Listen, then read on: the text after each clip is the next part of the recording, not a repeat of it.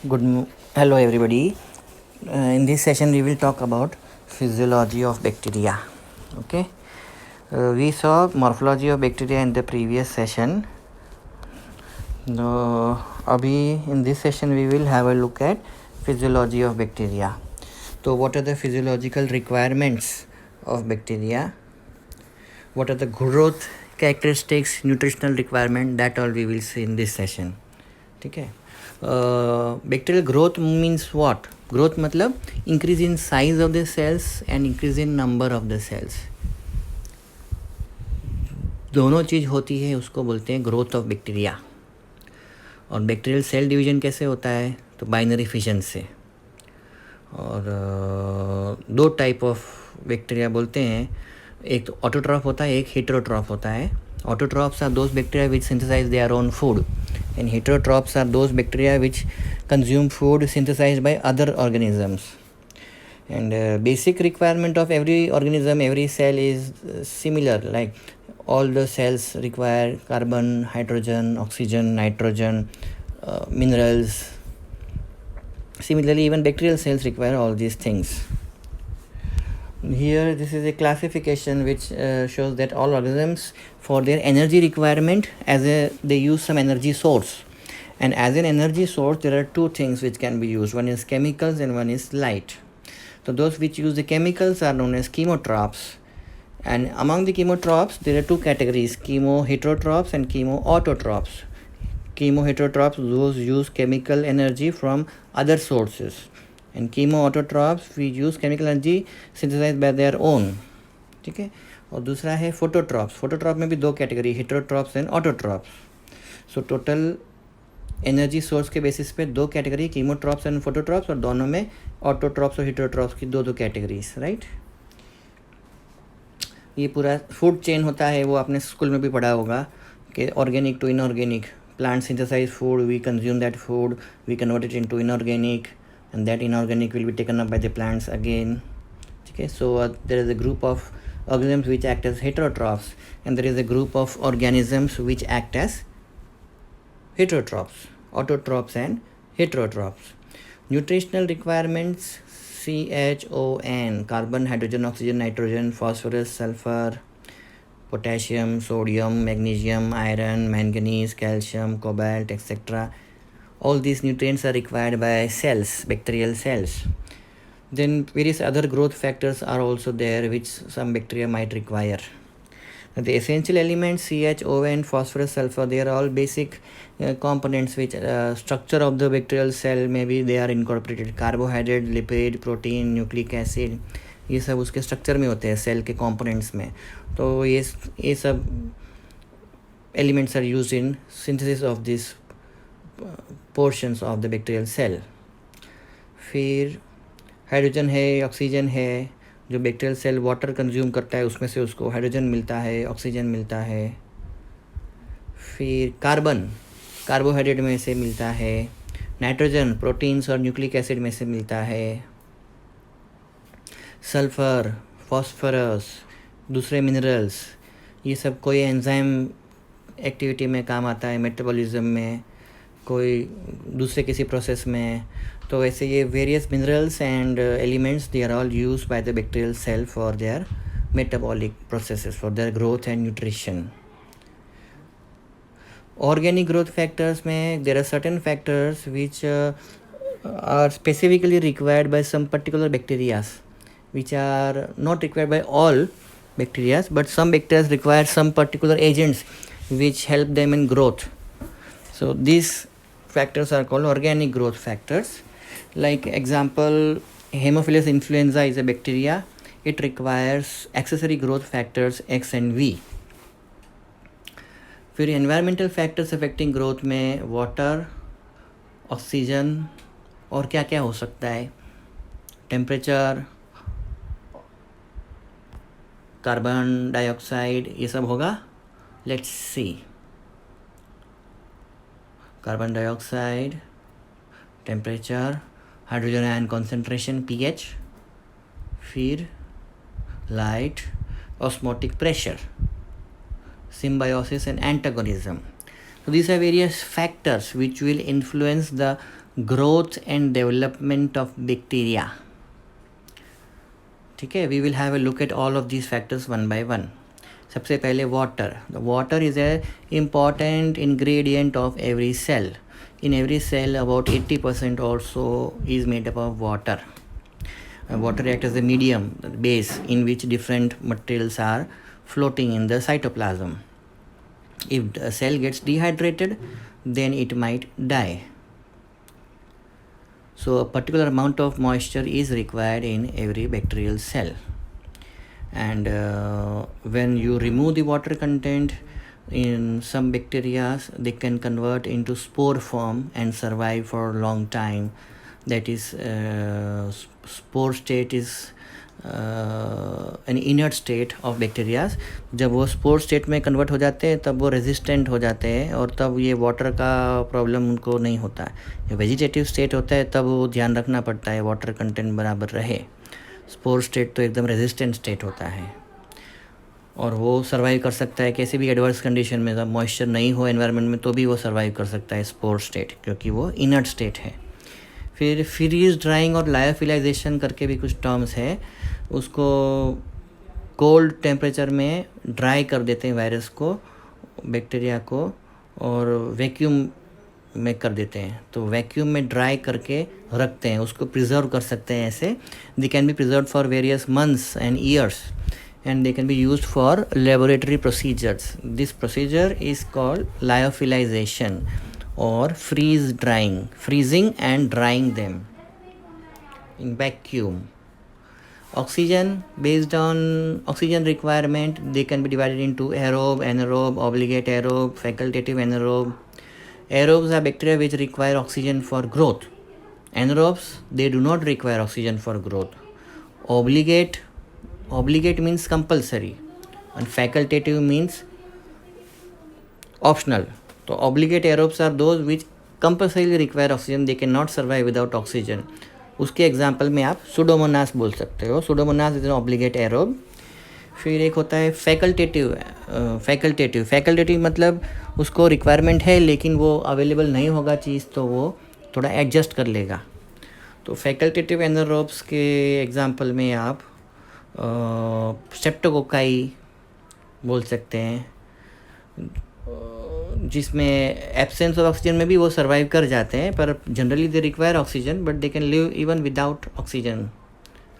Micro aerophilic means oxygen requirement है लेकिन small quantity में, माइक्रो क्वांटिटी में. Example listeria monocytogenes. फिर obligate anaerobe means compulsory anaerobic environment में ही वो सर्वाइव करेगा.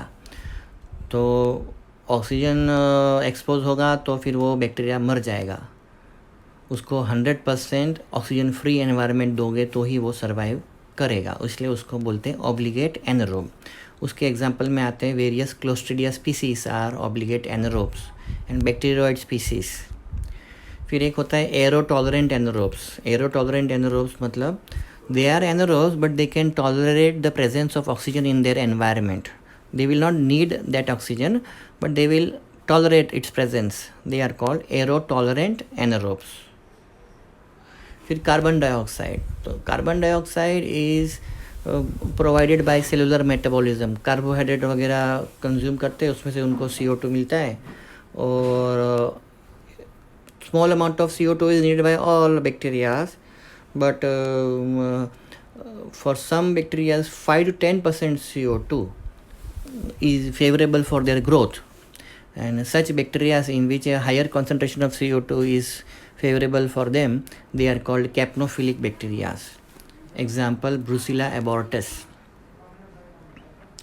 फिर based on temperature they can be divided into 3 categories: psychrophilic, mesophilic and thermophilic bacteria. Psychrophilic bacteria, they grow in cold environment below 20 degrees Celsius. Mesophilic bacteria, they grow in 20 to 40 degrees, यानी कि medium temperature range. Like our temperature range is 20 to 40 के आसपास, तो अपन भी mesophilic creatures हैं. तो ये जो mesophilic bacteria होते हैं वो ह्यूमन बींग्स के लिए पैथोजेनिक होते हैं कॉमनली, क्योंकि उनका और हमारा टेम्परेचर का रिक्वायरमेंट रेंज सिमिलर है। थर्ड कैटेगरी है थर्मोफिल्स। थर्मोफिलिक वो हायर टेम्परेचर पे सर्वाइव करते हैं, 60 डिग्रीज 80 डिग्रीज या उससे भी ऊपर। तो जैसे बेसिलस स्टीरोथर्मोफिलस है, it can grow well at a higher temperature. There will be some bacteria which are present in the volcano regions, lava होता है वहाँ पे, तो वो हायर टेम्परेचर में सर्वाइव करने वाले बैक्टीरियास होते हैं, तो वो सब थर्मोफिलिक बैक्टीरिया। फिर कुछ बैक्टीरियास होंगे जो ये आइस वाले एरियाज़ में, एंटार्क्टिका, आर्टिक, वहाँ सब होते हैं, वो साइक्रोफिलिक बैक्टीरियास हुए।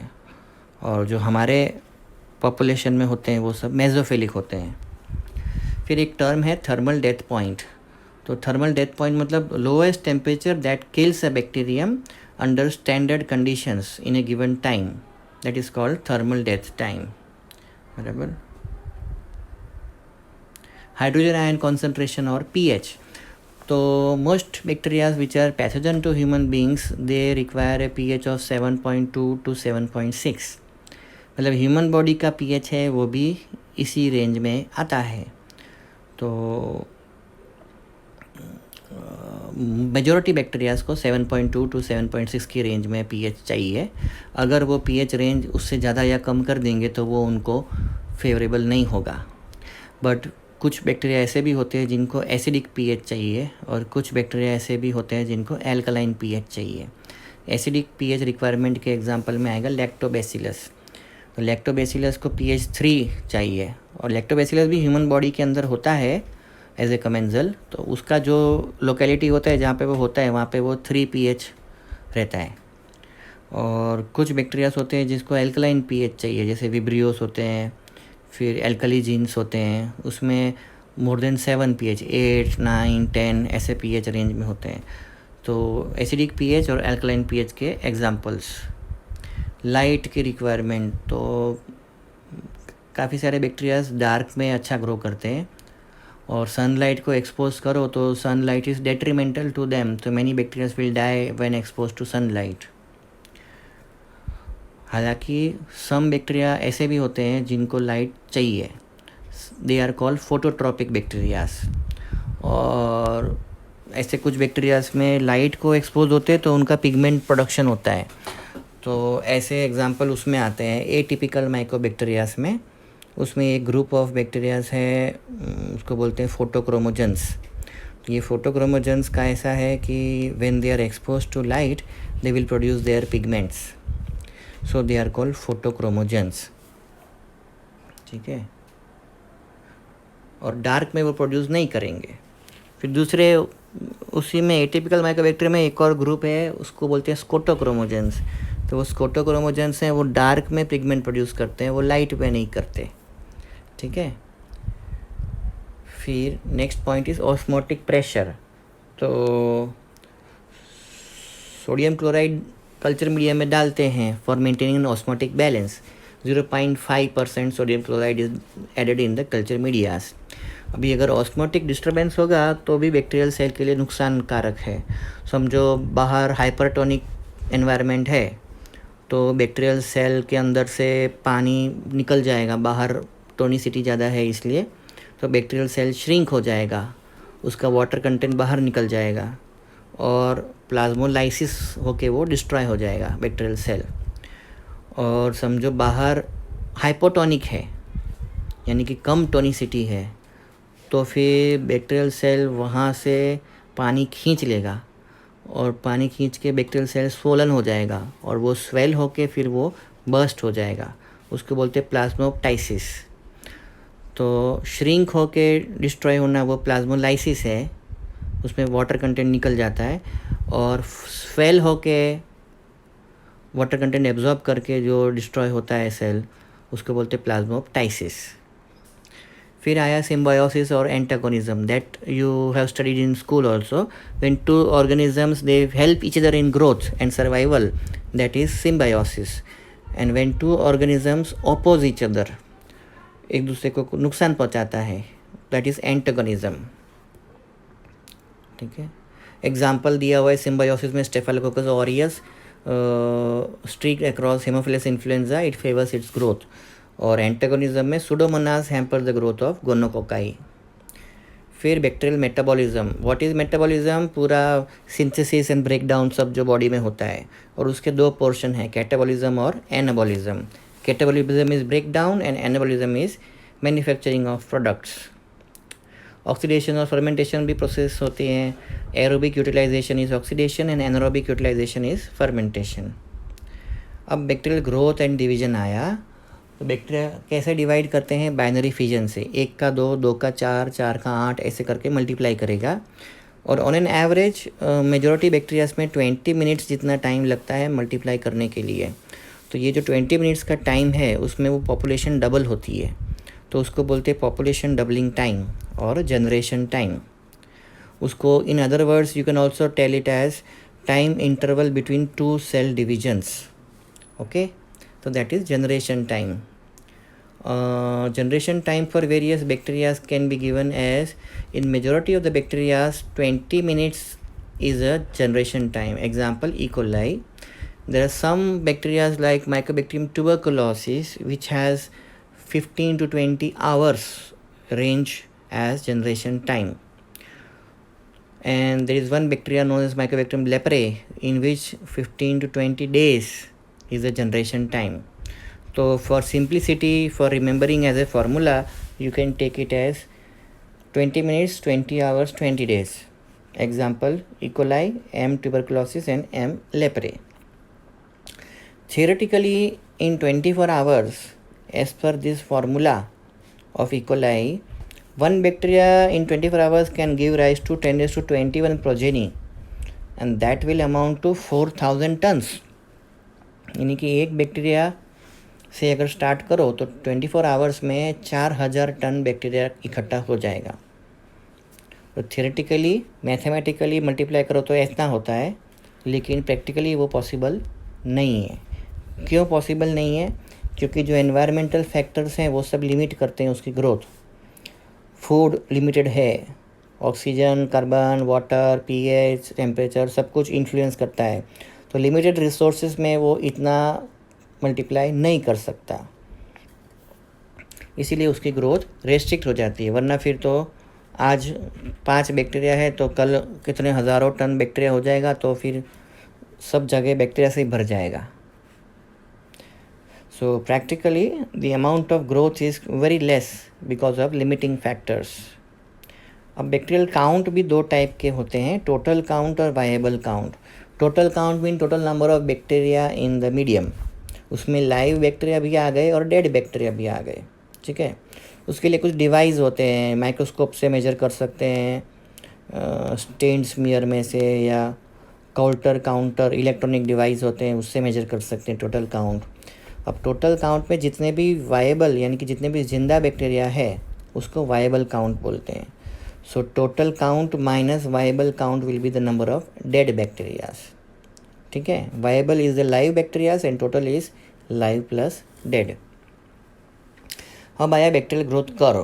तो बैक्टीरियल ग्रोथ कर्व मतलब ये एक ग्राफिकल रिप्रेजेंटेशन है कि किसी भी एनवायरनमेंट में बैक्टीरियाज की ग्रोथ एंड डेवलपमेंट कैसे होगी, how does it begin and how does it and. So bacterial growth को 4 फेजेस में डिवाइड कर सकते हैं.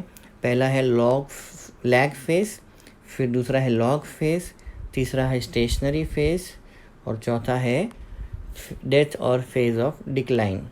ठीक है, तो we start with the lag phase. तो लैग फेज मतलब समझो मीडियम में आपने एक जैसे समझो एक टेस्ट ट्यूब में आपने ब्रॉथ लिया, न्यूट्रिशन मीडियम लिया और उसमें आपने बैक्टीरियाज डाला.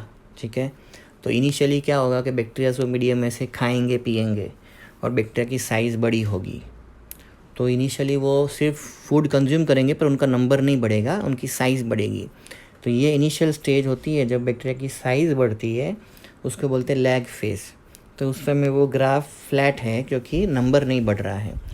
फिर after having consumed food they will start multiplying, and when they start multiplying they actively multiply in a logarithmic manner, the number will increase. तो फास्ट मल्टीप्लिकेशन होगा. तो ये जो steep rise in number of bacterias होगा तो इसको बोलते हैं log phase. This is the second phase of bacterial growth curve. तो स्टीप राइज होगा तो एक लिमिट तक पहुंचेगा, फिर टेस्ट ट्यूब के अंदर न्यूट्रिशन लिमिटेड है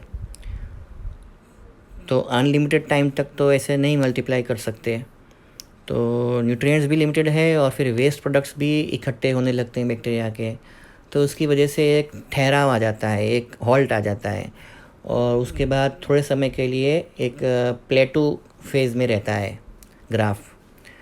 तो उसमें number of new cells created and number of old cells destroyed वो इक्विवेलेंट रहता है, इसलिए वो प्लेटू फेज़ में रहता है और उसको बोलते हैं स्टेशनरी फेज़। फिर थोड़े टाइम के बाद न्यूट्रिएंट्स अब डिप्लीट होने आ गए, काफ़ी सारा न्यूट्रिएंट यूज़ हो गया, अब टेस्ट ट्यूब में लिमिटेड सप्लाई है तो न्यूट्रिशन कम पड़ने लगा है, इसीलिए नंबर ऑफ बैक्टीरिया सब धीरे धीरे कम हो रहा है, लाइव बैक्टीरियाज कम होते जा रहे हैं और डेड बैक्टीरियाज बढ़ते जा रहे हैं। जैसे न्यूट्रिशन ख़त्म हो रहा है वैसे लॉगरिथमिक वे में ग्राफ डाउनवर्ड्स जाएगा और ये जो चौथा फेज़ है उसको बोलते हैं फेज़ ऑफ डिक्लाइन। और ये फेज़ ऑफ डिक्लाइन में rapidly number of live bacterias कम हो जाएगा, फिर it will come down to a particular level at the end. So this are 4 stages of the bacterial growth curve. और किसी भी एनवायरनमेंट में जब आप बैक्टीरिया रखोगे तो ये 4 फेज़ से पसार होगा उनका साइकिल। हमेशा लैग फेज़ से स्टार्ट होगा, फिर लॉग फेज़ आएगा, फिर स्टेशनरी फेज़ आएगा और फिर फेज़ ऑफ डिक्लाइन आएगा, because this is a natural outcome. Food is limited, environmental sources are influencing, so it will have a particular pattern. Now we can have a look at all the 4 stages one by one. Lag phase में cells are increasing in size but not in number. They are consuming food and growing in the lag phase. फिर next phase आया log phase. Log phase में number exponentially increase हो रहा है। As the number are increasing तो they don't have time enough to grow in size, इसलिए the size of cells is small in this phase. Cells are smaller and they stay uniformly during this log phase. Lag phase में cells बड़े थे पर log phase में cells छोटे हैं। Third stage है stationery phase. Stationary phase में वही फूड और वो सब लिमिट होने की वजह से नए बनने वाले सेल और पुराने डिस्ट्रॉय होने वाले सेल का क्वांटिटी इक्विवेलेंट रहता है, इसलिए वो एक प्लेटू फॉर्म आ जाता है। इस टाइम में bacteria they start forming spores, because अब उनको ख़तरा महसूस होने लगा है कि भी खाना पीना लिमिटेड है तो सर्वाइवल का रिस्क होगा, तो क्यों ना अब स्पोर फॉर्मेशन में कन्वर्ट कर लिया जाए जिससे कि सर्वाइव कर पाएंगे एडवर्स एनवायरनमेंट में। फिर ये स्टेज में ग्राम वेरिएबल भी दिखेंगे बैक्टीरियाज, थोड़ा ग्राम पॉजिटिव थोड़ा ग्राम नेगेटिव सब पिक्चर आएगा। इरेगुलरिटी थोड़ी आ जाती है स्टेनिंग में due to the presence of intercellular storage granules. Bacteria granules भी बनाने लगेंगे जिससे कि फ्यूचर में उनको एडवर्स एनवायरनमेंट में काम आए। फिर चौथी फेज़ है फेज़ ऑफ डिक्लाइन। तो फेज़ ऑफ डिक्लाइन में ये सब देखो बहुत सारे सेल मरने लगेंगे, न्यूट्रिशन एकदम कम है तो बिकॉज ऑफ एडवर्स कंडीशंस वो सेल्स डिफॉर्म होने लगेंगे, तो आड़े उड़े ऐसे उल्टे पुल्टे टाइप के फॉर्म्स बनने लगेंगे, उसको बोलते हैं इन्वोल्यूशन फॉर्म्स।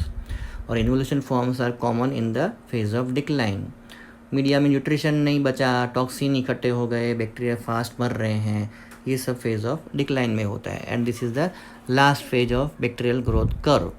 ठीक है, अब ये 4 फेज़ आपने देखे, lag phase, log phase, stationary phase और फेज़ ऑफ डिक्लाइन।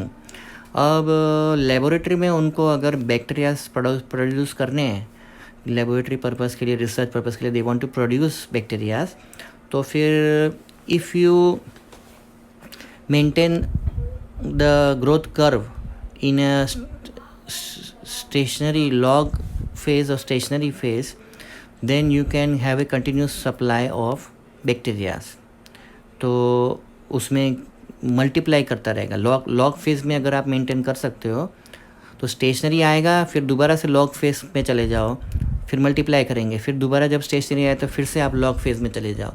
ऐसे करके अगर आप कर सकते हो तो you can have a constant supply of bacterias in the laboratory. तो इसको बोलते हैं बाईफेजिक ग्रोथ कर्व।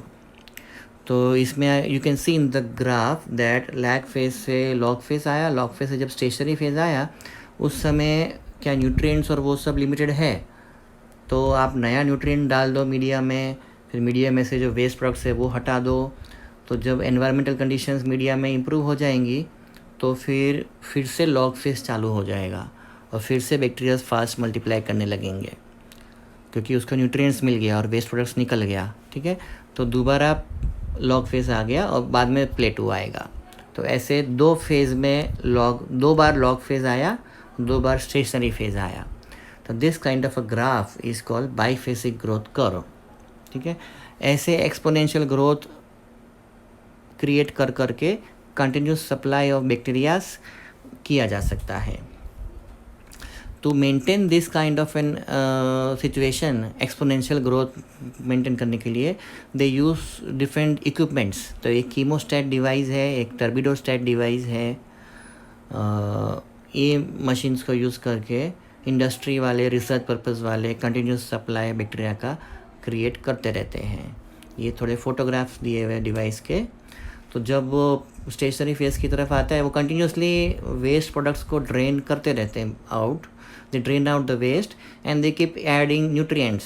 तो फूड आता रहेगा, वेस्ट निकलता रहेगा, तो फिर एनवायरनमेंट अच्छा है, तो फिर ग्रोथ हो सकती है।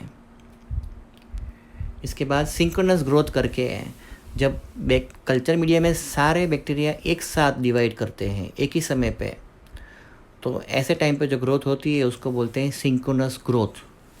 And such growth is required in advance studies and research purposes. ठीक है, all the cells in the medium are multiplying at the same time, that is called synchronous growth. फिर इन वीवो कैसी होती है bacterial growth? ये तो इन vitro वाला था, lag phase, log phase, stationary phase और phase of decline. But in vivo situation अलग हो जाती है। बॉडी के अंदर इम्यूनिटी है, न्यूट्रिशनल स्टेटस है, पीएच है, हार्मोनल फैक्टर्स है, एक्सेट्रा एक्सेट्रा। तो बॉडी में सिमिलर पैटर्न नहीं रहेगा जो अपने ग्राफ में देखा। बॉडी में सिचुएशन बदल जाएगी, किसी में ग्रोथ अच्छी होगी, किसी में ग्रोथ अच्छी नहीं होगी, क्योंकि nutritional, immunity, multiple factors are influencing. So with this we finish the session for today. Just एक बार रिवाइंड कर लेते हैं, हमने क्या देखा। हमने various nutritional factors required by bacterias देखा, कार्बन, हाइड्रोजन, ऑक्सीजन, नाइट्रोजन वगैरह। फिर हमने various environmental factors which influence the growth, water, CO2, oxygen, temperature, osmotic pressure etcetera, वो सब देखा। फिर हमने बैक्टीरियल ग्रोथ कर्व देखा और different types of instruments, chemostat and turbidostat devices etcetera used for maintaining continuous supply of bacteria, वो देखा। So this was all about physiology of bacteria. Thank you all of you.